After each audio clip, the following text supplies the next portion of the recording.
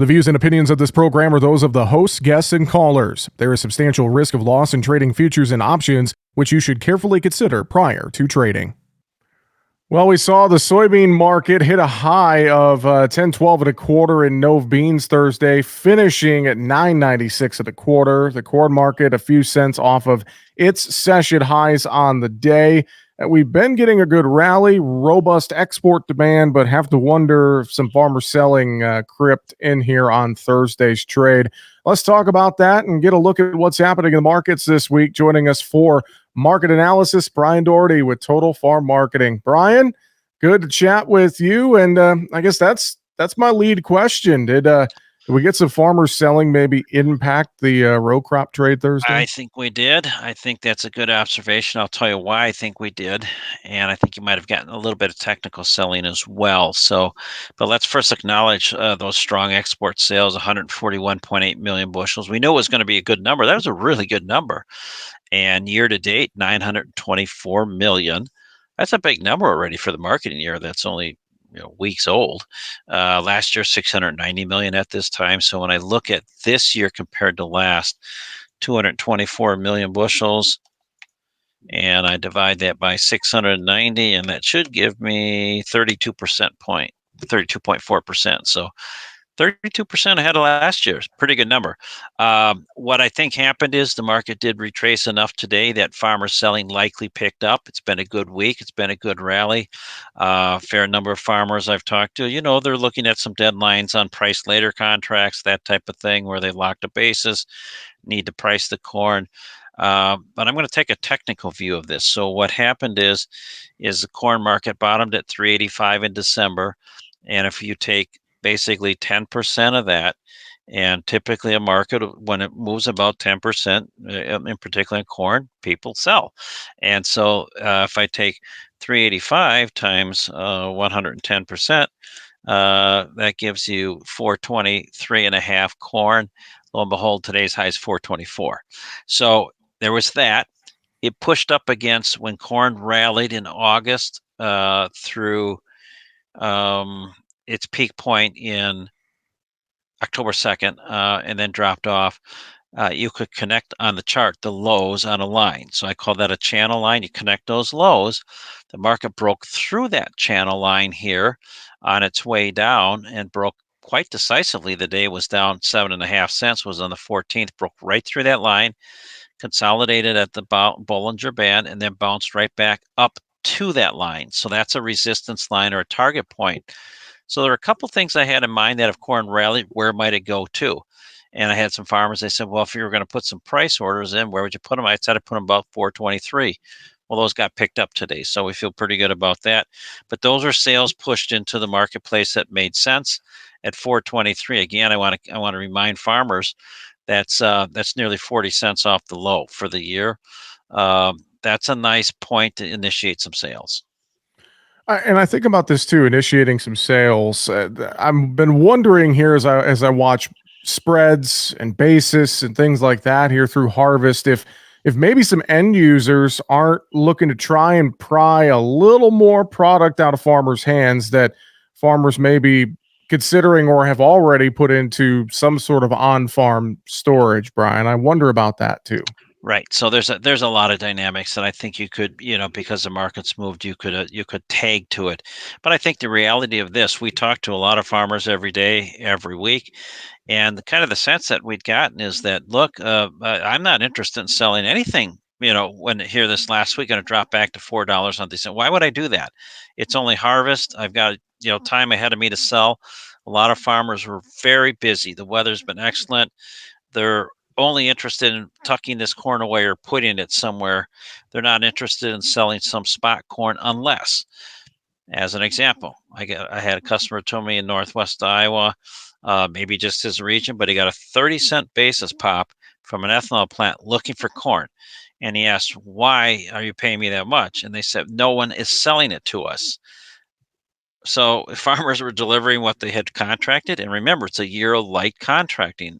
Elevators had said early on in the year that they've never contracted so little corn because prices were never good all year. Everything's relative, right? So 475 looks good today. That looks terrible in February or March.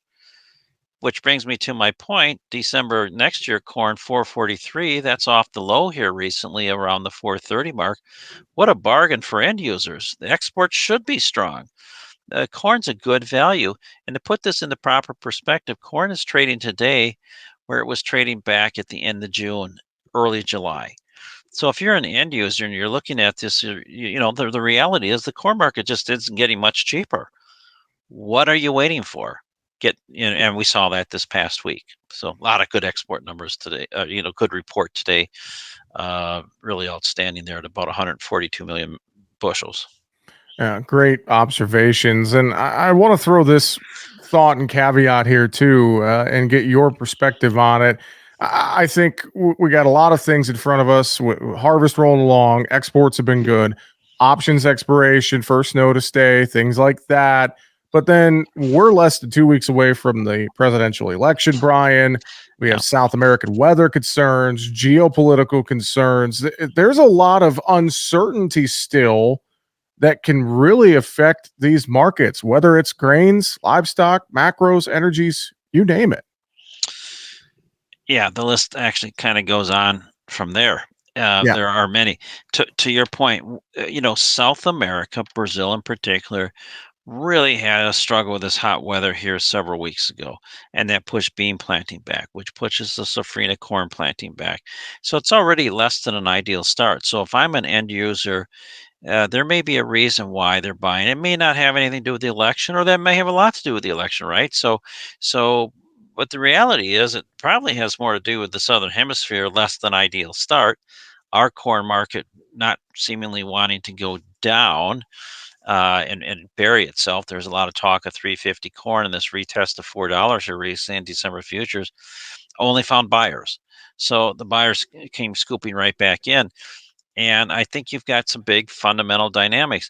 The corn crop is very good this year, and the USDA says 184 bushels. That's a record, right? But we're also talking to farmers in the last half of harvest that some of this corn they're taking out of the field is moisture down to 11, 12%. It dried down really, really fast. So you're actually maybe dealing with a little bit less bushels. So it's a little drop in the bucket. Well, who knows? It might be a little bigger drop in the bucket. These export numbers, fund money has been shifting out of short eggs for a couple of months now.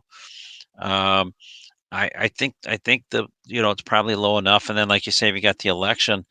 Maybe the needle would point toward Trump if he wins. He been touting he likes tariffs.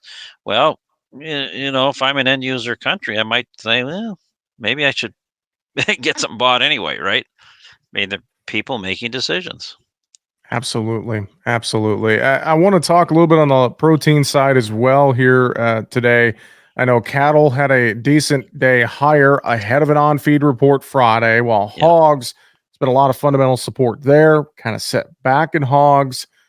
Your thoughts, protein sector, cattle, hogs, even the dairy trade. What are you watching there this week, Brian? Dairy trade continues to soften. I'll start with that, down again today, uh, hovering near the lowest prices in 2 weeks, which were the lowest prices since, uh, let's say, mid to late August. So the shine is off the class three market right now. It's in a downtrend. The back months aren't experiencing as much drop off as, let's say, the front month, November. November peaked here at 2270 on the 11th of let me retrace that. The November contract peaked at 23, just a little over 23, 2372, and December peaked just under 23. But both have since tailed off and tailed off kind of hard. Butter prices went on the defensive, cheese prices went on the defensive. Now we're seeing some cycle back into cheese, but the damage is kind of done. The technical picture has broken the longer term uptrend in the milk market that started back in April and lasted into the end of September. So that's been a challenged market, and we've been concerned, and we've concerned ourselves that we don't think demand can keep up to $23 milk. Same thing in the cattle. Yet cattle hang in there very well. Impressive close today. 37 higher on December contract, closing at 189.25. Had a high 189.32, so close right near the high of the day. You got to go back to way back into the end of July before the market was any higher. It wasn't much higher than that. Then again, it tailed off really hard there. So we just think some great opportunity in the cattle market to get some puts in place. The carcasses are on the heavy side. Choice cuts have made a good run. They softened yesterday by the close, and you got a nice looking market to hedge through the use of puts. Brian, always enjoy the perspective and analysis as we wrap it up today. Any final thoughts you want to share with folks? Well, harvest is dragging on and people are really tired and they've been working really, really hard. The days have all blended.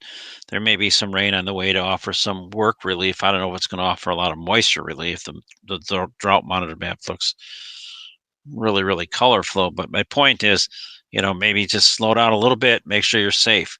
You're probably a little more tired than you think you are, and that's when accidents can happen. So that would be first and foremost. It's I know this because as I talk to producers every day, I hear more than a few occasions I'd say, well, today's Thursday. They go, no, I think it's only Wednesday. They don't know what day of the week it is. Well, they Yeah. think it's Friday. They're just the days are blending, so totally get it. So that'd be one thought. The other is again, corn's rallied some, cattle have rallied some. Look for these opportunities to continue to kind of keep your pay raised. And how can you do it? Have a good conversation with your advisor. Well, folks want to have a conversation with you at Total Farm Marketing. I know a few different ways to get in touch. How can they reach you, Brian? The most I can think advantageous way is a quick phone call, 800-334-9779. And it doesn't have to be quick. I'll take the time to answer your questions. So phone, email Brian with a Y at totalfarmmarketing.com. Happy to answer those questions or thoughts you have there. And then check out our website, totalfarmmarketing.com. A lot of great resources there for you. Brian Doherty with Total Farm Marketing. Always a pleasure. Thanks for joining us on Market Talk. Have a great weekend. Make sure to subscribe to the Market Talk YouTube channel. There, you can watch our latest interviews with the top market analysts in the country, find bonus content, and much more. Just go to youtube.com/markettalkag and hit the subscribe button, or you can search for Market Talk Ag on YouTube.